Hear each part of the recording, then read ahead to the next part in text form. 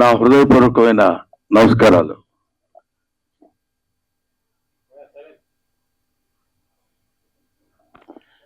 ఈరోజు నేను ముఖ్యంగా ఇక్కడికి రావడానికి రీజన్ ఏంటంటే, ఈ సినిమా చూడటానికి కూడా రావడానికి రీజన్ ఒకటి ఉంది, ఒక కారణం. అదేంటంటే, పూర్వ ఆశ్రమంలో నేను లెక్చరర్గా పనిచేశా. విద్య అంటే ఏంటి, ఎడ్యుకేషన్ అంటే ఏంటి, ఎందుకు మనం చదువుకోవాలి, ఎలా చదువుకోవాలి అని తెలుసుకున్నాను. తెలుసుకున్న తర్వాత అధ్యాపకుడు అయిన తర్వాత, అది విద్యార్థి దశలో ఉన్నప్పుడు తెలుసుకుని అధ్యాపకుడు అయిన తర్వాత విద్య ఎలా చెప్పాలి, ఎలా చెప్తే పిల్లలు అనే భావంతో కొంతకాలం అధ్యాపకుడిగా పనిచేశాను. దాని తర్వాత భగవంతుడి ఆశీస్సుల వల్ల, ఆయన నిర్ణయం వల్ల నేను ఈ సినిమా ఇండస్ట్రీకి వచ్చి సినిమా నటుడయ్యాను, అందున హాస్య నటుడయ్యాను. ఈ పాయింట్ ఎందుకు చెప్తున్నానంటే, యూనివర్సిటీ అనే పేరు, అసలు యూనివర్సిటీ అంటే ఏంటి? యూనివర్స్ అంటే విశ్వం. విశ్వం అంటే అన్ని గోళాలతోటి, అన్ని ఖగోళ శాస్త్రానికి సంబంధించినటువంటి ఈ మొత్తం ఒక భూమి అనేటువంటి గ్రహమే కాకుండా విశ్వాంతరాళాల్లో ఉన్నటువంటి గ్రహాలన్నిటికీ సంబంధించినటువంటి జ్ఞానాన్ని నేర్పేటువంటిది ఆలయం, విద్యాలయం. అదే విశ్వవిద్యాలయం, అదే యూనివర్సిటీ. అటువంటి యూనివర్సిటీ అనేటువంటి పేరుని ఇప్పుడు ఎటువంటి విశ్వవిద్యాలయాలు అయ్యాయి అని చెప్పడానికి ఎంతో ఎంతో కృషి చేసి, దానిలో రీసెర్చ్ చేసి, మనందరికీ అందులో జరుగుతున్నటువంటి అవినీతిని, అప్పట్లో మనకు విశ్వవిద్యాలయాలంటే కాశీ విశ్వవిద్యాలయం అని పెద్ద పేరు, బెనారస్ యూనివర్సిటీ అని. ఎక్కడెక్కడి నుంచో అన్ని దేశాల నుంచి మన దేశం వచ్చి చదువుకుని వెళ్ళిపోయేవాళ్ళు. అంటే జ్ఞాన సంపద ఉన్నటువంటి దేశం మంది. ఇవాళ మన దేశం, మన ఎడ్యుకేషనల్ స్థితి ఎలా ఉంది, విద్యా వ్యవస్థలు ఎలా మారిపోతున్నాయని వాటన్నిటి మీద అధ్యయనం చేసిన తమ్ముడు నారాయణమూర్తి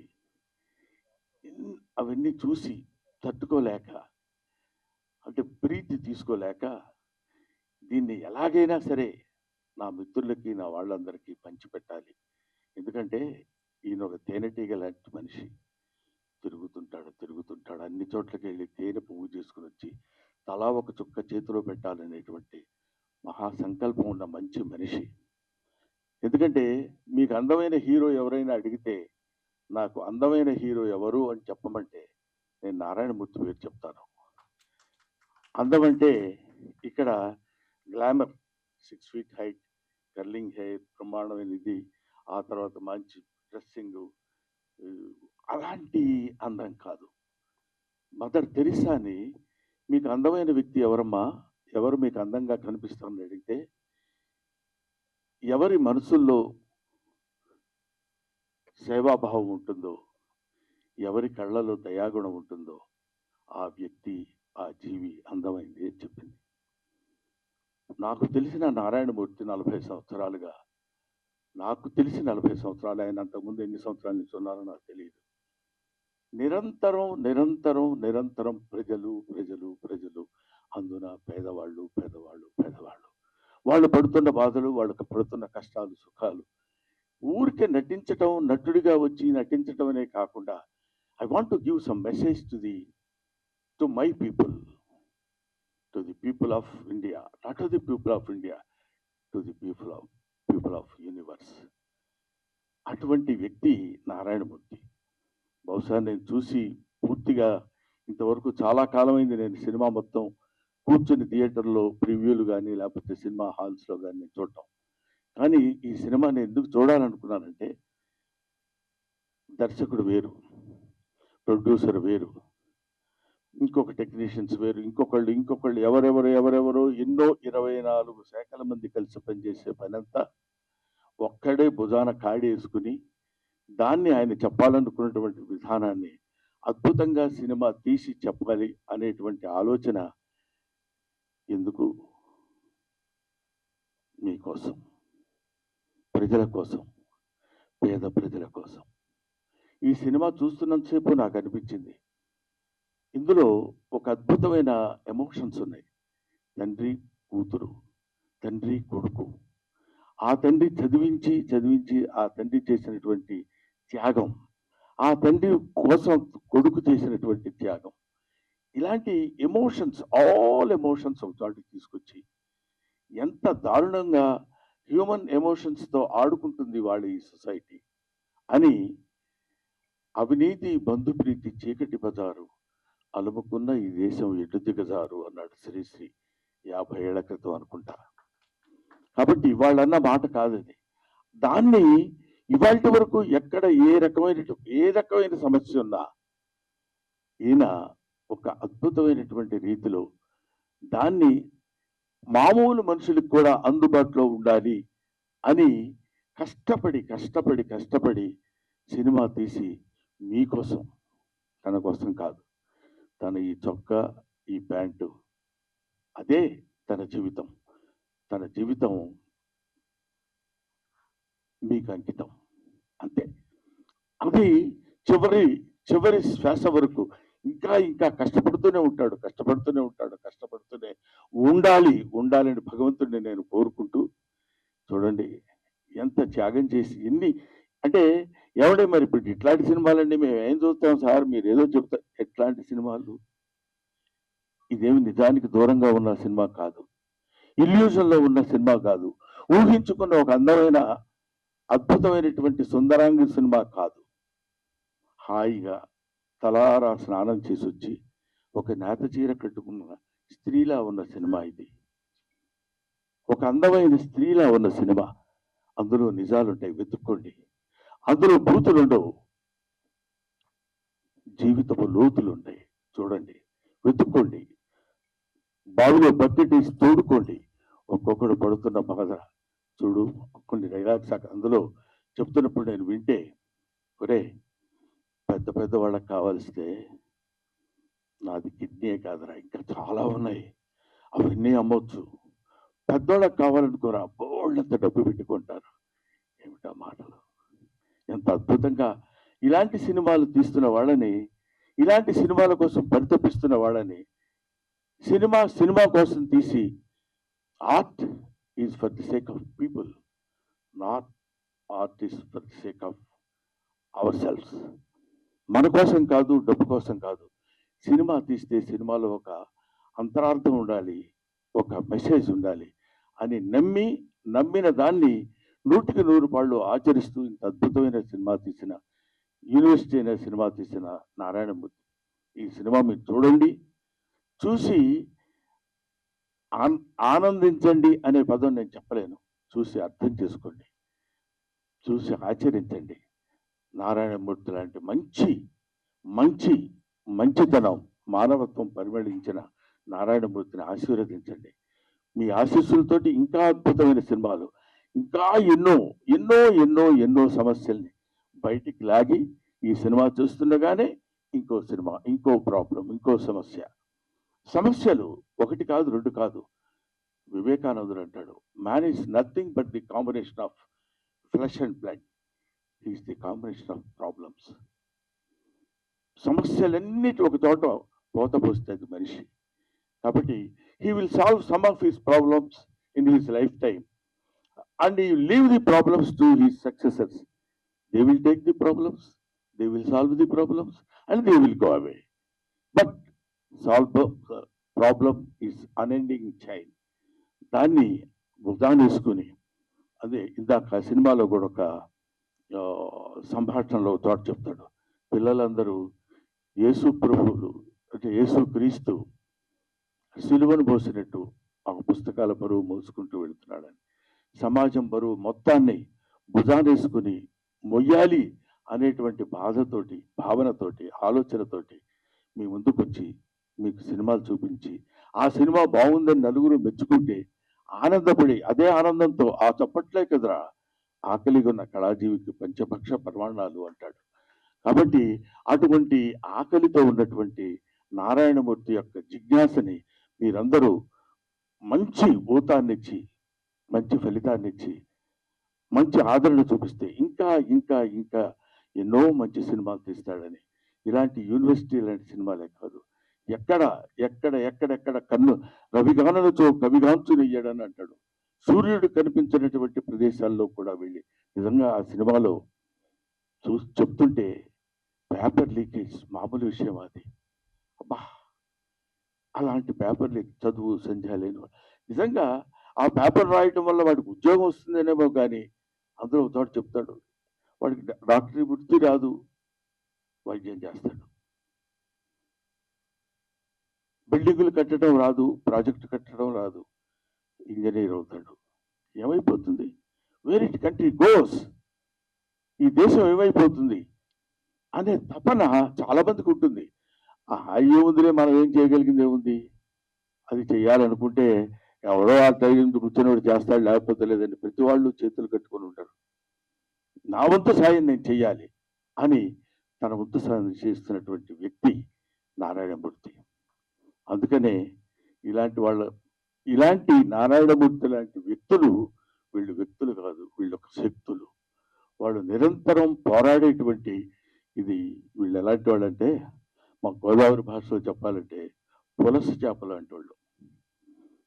పులస చేపకి చాలా వాల్యూ ఉంటుంది, విపరీతమైన ఖర్చు, అంత రేటు ఉంటుంది. ఎందుకు ఉంటుందంటే ఒకసారి ఒళ్ళంతా గగ్గు పొడిచేది. పాపం, అయ్యో అమ్మాయి చచ్చిపోయింది, అయ్యో వాడిని అలా చంపేశారే, అయ్యో వీడిని ఇలా అని వీళ్ళ అకృత్య విన్యాసాలకి బలైపోయినటువంటి మనుషులు ఎంతో మంది మహానుభావులు, పిల్లలు, పసివాళ్ళు ఉన్నారే.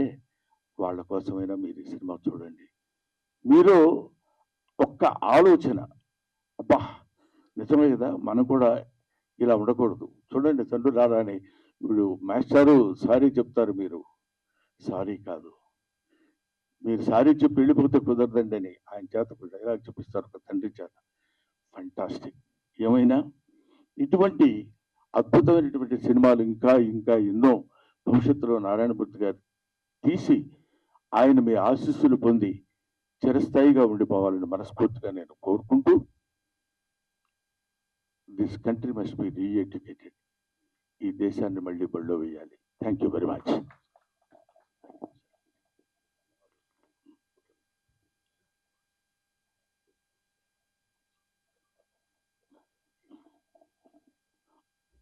ఆ తర్వాత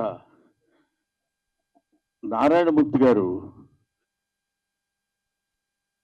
ఫ్లోలో, ఎందుకంటే మధ్యాహ్నం తిన్నాను పులస చేప, అందుకని ఆయన నారాయణమూర్తి ఒక జలంలో నివసించే పులస చేప కాదు, మానవుల్లో నివసించే మంచి మనిషి. ఆ మనిషి, ఆ పరిమళం 10 కాలాల పాటు హాయిగా హాయిగా హాయిగా ఉండి శతమానం భవతి.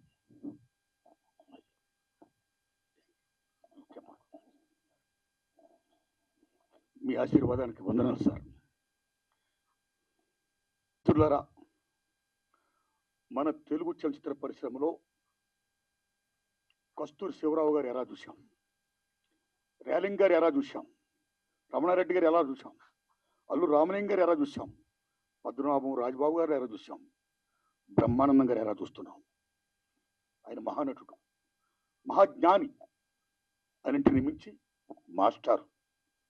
అందుకే నా యూనివర్సిటీ పేపర్ లీక్ సినిమాని, ఆ లోగోని బ్రహ్మానందం గారిని విజ్ఞప్తి సాయంతో నేను రిలీజ్ చేసుకున్నా. సినిమా రెడీ అయ్యింది. నేను వెళ్ళా, అయ్యా తమరి సినిమా చూడాలి, తమరికి ఏమాత్రం నచ్చినా సరే దయచి మీరు చెప్పాలి నాకు మంచి మాటలు, నా సినిమాకి అది ఎంతో హెల్ప్ అవుద్ది, ప్రమోట్ అవుద్ది అని నేను విజ్ఞప్తి చేసిన వెంటనే నా విజ్ఞప్తిని మన్నించి వారు రావడం, ఇంత బిజీలో కూడా రావడమే కాదు, సినిమా చూసి ఇంత బ్రహ్మాండంగా మెచ్చుకొని నన్ను ఆశీర్వదించడం, ఇంకా ఇలాంటి సినిమాలు తీయడానికి ప్రేక్షదేవులు నాకు శక్తిని ప్రసాదించాలని వారు మరి చెప్పడం, ఇవన్నీ నా గురించి ఆయన చెప్తుంటే నాకు నిజంగా ఆనంద బాష్పాలతో ఆయన యొక్క ఆశీర్వాదానికి నా పట్ల ఆయనకున్న అభిమానానికి, నా ఎడల ఆయన చూపిస్తున్న ఆదరణకి నేను పత్రికల ముందు, మీడియా ముందు, ప్రేక్షక దేవుళ్ళరా వారికి నేను శిరస్సు ఉంచి దండం పెడుతున్నా. Thanks lot sir. మిత్రులారా, యూనివర్సిటీ పేపర్ లీక్ ఈ సినిమా ఆగస్టు 22 తారీఖున రిలీజ్ అవుతుందండి. దయచేసి చూడండి, ఏమాత్రం బాగున్నా ఆదరించండి. నేను ఇంకేలా చిత్రాలు తీయడానికి శక్తిని ప్రసాదించండి. మీడియా మిత్రులు థ్యాంక్స్ లాట్. సతీష్ గారు థ్యాంక్స్ లాట్. మీ అందరికీ నా వందనాలు చెప్తున్నా, వేల వందనాలు. ధన్యవాదం సార్. ఒక్క విషయం, ఇవాళ నేను గొప్పవాడిని చెప్పడం కోసం చెప్తున్నాను. నేను ఎంత గొప్పవాడిని అంటే, ఇవాళ మా రెండో అబ్బాయి వెడ్డింగ్ యానివర్సరీ. ఇప్పుడు ఇంట్లో ఫంక్షన్ జరుగుతుంది. యానివర్సరీ వాళ్ళంతా బంధువులు అందరూ వస్తారు కదా, ఏదో దానికి నేను ఆలోచించింది ఏంటంటే, గొప్పవాడిని ఊరికే వ్యంగ్యంగా అన్నాను, నిజంగా అనుకునేది పంపదీసి. అలా కాదు, నేను ఇక్కడ వచ్చి నారాయణమూర్తి గారికి ఇచ్చిన మాట ప్రకారం 18వ తారీఖున నేను ఈ కార్యక్రమానికి రావాలి అనే ఐడియాతో నేను వచ్చాను. ఎందుకంటే నారాయణమూర్తి గారు అంతటి మంచి పనులు నేను చేయలేను కూడా, చేస్తానో లేదో కూడా తెలియదు.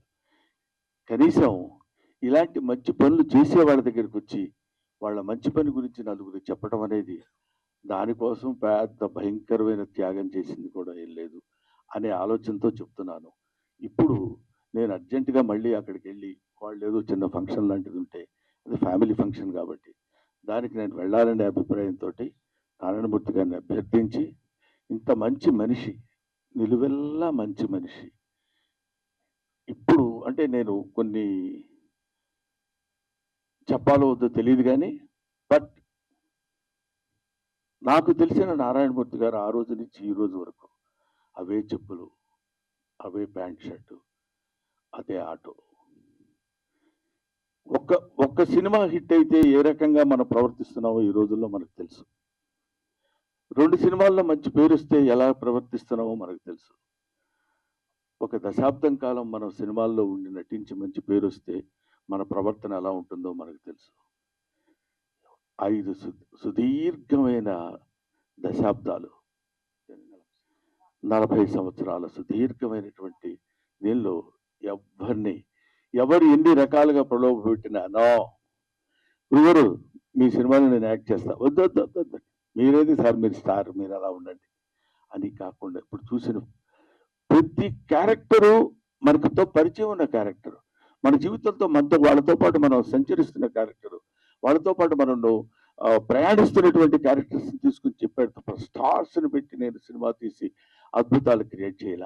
ఎన్నో అద్భుతమైనటువంటి సినిమాలు తీసి ఆ రోజుల్లో నారాయణమూర్తి గారి సినిమా పడ్డ కుట్టుకుంటూ వచ్చేవాళ్ళు. ఇవాళ వరకు అలాగే వస్తూనే ఉన్నారు, వస్తారు, వచ్చి తీరతారు. అలాంటి సినిమాలే నారాయణమూర్తి గారు చేస్తారు. Thank you very much my dear Narayanamurthy. ఎలా పెట్టారో పేరు, నాకు వెంకటేశ్వర స్వామి అంటే ఇష్టం, నారాయణమూర్తి అంటే ఇష్టం. ధన్యవాదాలు మీకు.